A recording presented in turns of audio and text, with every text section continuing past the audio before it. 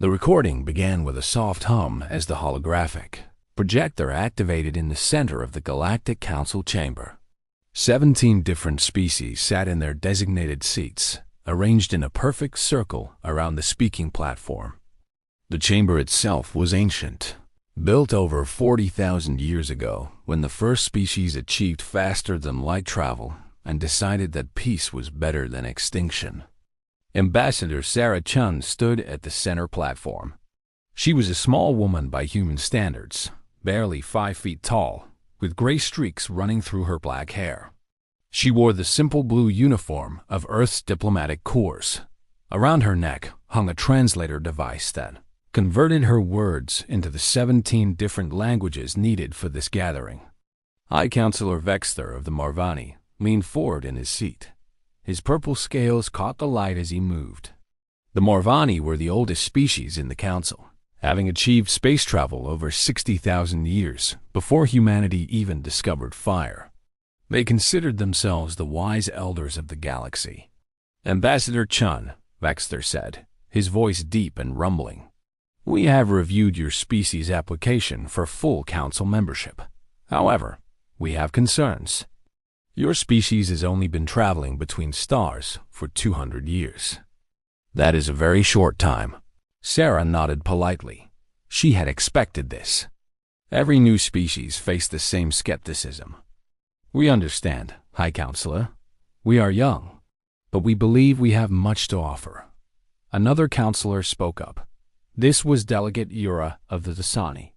The Dasani were tall and thin, with skin like blue glass and eyes that glowed with soft yellow light. They were known throughout the galaxy as historians and record keepers. Ambassador, we have studied your world's history extensively. We found something disturbing. Yura paused, and her glowing eyes flickered. Your species appears to have engaged in organized violence against itself on a massive scale. Repeatedly. Is this accurate? Sarah took a slow breath. She had prepared for this question as well. Every diplomatic briefing had warned her that alien species found human history shocking. Yes, Delegate Yura, that is accurate. We call these events wars. A murmur rippled through the chamber. Several counselors shifted uncomfortably in their seats. The Kalari representative, a being made of crystalline structures that chimed when it moved, let out a sound of distress. Perhaps, Vexter said carefully, you could explain this concept more fully. We understand conflict, of course. All species experience disagreements. But organized violence on a planetary scale? This is unusual. Sarah almost smiled. Unusual. That was one word for it. Of course, High Counselor. I would be happy to explain. She clasped her hands behind her back, a habit from her years in the military before she became a diplomat. Where would you like me to begin? The beginning, Yura said. We wish to understand how this phenomenon developed. Sarah nodded. Very well. For as long as humans have existed, we have fought each other. In the earliest days, our ancestors fought over food, water, shelter, basic survival needs. Small groups would clash with other small groups. This was not organized war. This was simply competition. The counselors listened intently. So far, this matched what many species experienced in their early development. As our population grew and we began to form larger communities, the conflicts grew larger as well. We developed weapons. First, simple tools, rocks, sticks. Then we learned to sharpen stones into blades. We discovered that certain materials could be shaped into spears. Yes, Vexter interrupted gently. This is common. Most species develop hunting tools that can also be used for defense. This is normal. True, Sarah agreed. But then we kept going. She began to walk slowly around the platform as she spoke. Her voice remained calm, almost casual, as if she were discussing the weather. We discovered metal. Bronze first, then iron, then steel. We made swords, shields, armor. We trained soldiers, not just individuals defending their homes, but organized groups whose only purpose was to fight and kill. We built walls around our cities. We developed siege weapons to knock those walls down. We bred horses specifically for riding into battle. The Dasani delegate was taking notes rapidly, her fingers dancing over a crystal tablet. How many of these organized conflicts occurred in your pre-industrial era? Sarah thought for a moment. I could not give you an exact number. Thousands, certainly. Perhaps tens of thousands. Some lasted for days. Some lasted for decades. Some lasted for centuries. Centuries? The Kalori representative chimed in alarm. A single conflict lasting multiple generations? Yes, we had religious wars that continued for 200 years or more. Family feuds that spanned 5 or 6 generations. Border disputes that never truly ended, just paused occasionally. The chamber fell silent. Sarah continued. Then we industrialized. We developed gunpowder. This changed everything. Suddenly, a single soldier could kill from a distance. We built cannons that could destroy castle walls in hours instead of months. We created rifles that could fire multiple rounds per minute. War became faster, more efficient. She paused, letting the words sink in. In one conflict, which we called the Napoleonic Wars, approximately 6 million people died over the course of 12 years, and we considered that terrible, but not unprecedented. It was simply the largest war up to that point. Vex, their scales had turned a pale lavender, a sign of distress among his species. 6 million sentient beings. In a single conflict. Yes, and then, about 100 years later, we had another war. We called it the World War because it involved almost every nation on our planet. In 4 years, 20 million people died. We used chemical weapons. Poison gas that burned the lungs and blinded the eyes. We invented tanks. We developed aircraft specifically designed to drop explosives on cities. A counselor from the Seraphim Collective, a hive mind species that appeared as a swarm of small flying creatures, spoke in a chorus of tiny voices. You made weapons specifically to attack civilian populations. Yes, we called it total war. The idea was that everyone contributed to the war effort, so everyone was a legitimate target. Sarah could see the horror spreading through the chamber. But she was not finished. That war ended. We thought we had learned our lesson. We created international organizations to prevent future conflicts.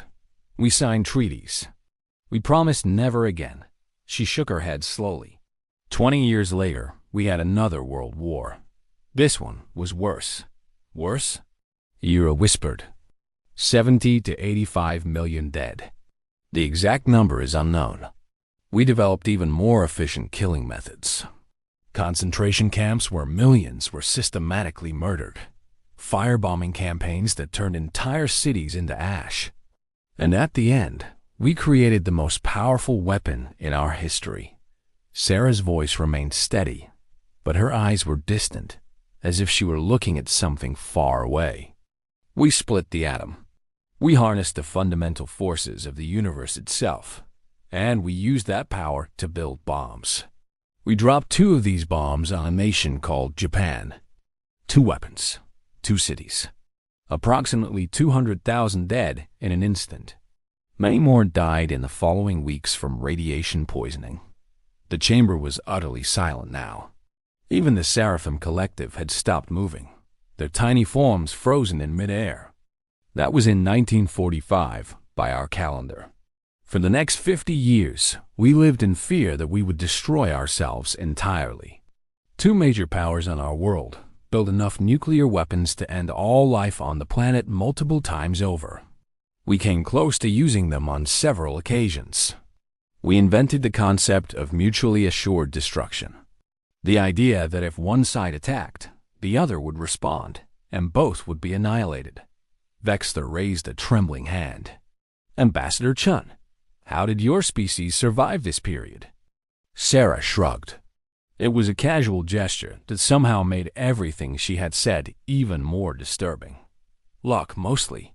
There were moments when a single person's decision stood between peace and extinction. And somehow, every time, We chose not to press the button. She smiled slightly. We are stubborn that way. We refuse to die, even when we are our own greatest enemy. And after that? Ira asked, her voice barely above a whisper. Did the conflicts end? No. The large-scale risk decreased, but smaller wars continued. Regional conflicts, civil wars, terrorism. We found new ways to hurt each other. We developed drones, remote-controlled weapons that could kill from thousands of miles away. We created cyber warfare, attacking each other through computer systems. We never stopped fighting. She paused and looked around the chamber, meeting the eyes of each counselor in turn. But here's the thing you must understand about humanity. We are not proud of this history. We do not celebrate these horrors. Each generation swears to be better than the last. We build monuments to our dead. We teach our children about the mistakes of the past. We create art and music and literature that explores the tragedy of war, hoping that understanding will prevent repetition. Sarah stepped forward, her voice gaining strength. We have fought each other across every continent, every ocean, even into space. We have developed weapons capable of ending our own existence. We have committed atrocities that I cannot even describe in this chamber. And yet, we are still here. We survived. We learned. We adapted. She spread her hands wide. When the Kreth invaded our system 50 years ago, they expected an easy conquest. They had conquered 12 other young species in that sector. They expected fear. They expected surrender. Instead, they found a species that had been training for war since the dawn of our civilization. Every nation on Earth united within days. Old enemies became allies overnight. We turned our weapons outward instead of inward. The Seraphim Collective buzzed nervously. The Kreth incident. We have records. The Kreth Armada was completely destroyed. Yes, Sarah said simply. They attacked one of our colony ships. 3,000 civilians died. We responded by hunting down and eliminating every Kreth military vessel we could find. Then we tracked them back to their home system. We offered them a choice. Peace or extinction. They chose peace, Vexter said quietly. They joined this council 30 years ago. They have not engaged in any military action since. No, they have not. Sarah walked back to the center of the platform. High Counselor, you asked why humanity should be allowed full membership in this council, despite our short history among the stars. This is my answer. We know war better than any species in this galaxy. We know its costs, its horrors, its seduction. We have fought each other for thousands of years over land. Resources, ideology, religion, pride, and sometimes simply because we had forgotten how to stop. She straightened her shoulders. But we also know how to make peace. We know how to turn enemies into allies. We know how to rebuild from ashes. We know how to look at the worst aspects of our nature and choose something better. Every treaty, every alliance, every moment of cooperation in human history was earned through blood and suffering. We value peace precisely because we understand its price. The chamber remained silent for a long moment. Then Vexter spoke. This council will deliberate. But I believe I can speak for many of us when I say that we have underestimated your species, Ambassador Chun. Sarah smiled. Most do, High Counselor. We are a small species from a small planet in an unremarkable corner of the galaxy. But we are very, very difficult to kill. And we never stop trying to be better than we were yesterday. The recording ended. The holographic display faded. But the words remained in the archives, preserved for all future species to study. A warning and a promise, wrapped together in the casual voice of one small human woman describing the fire that had forged her people.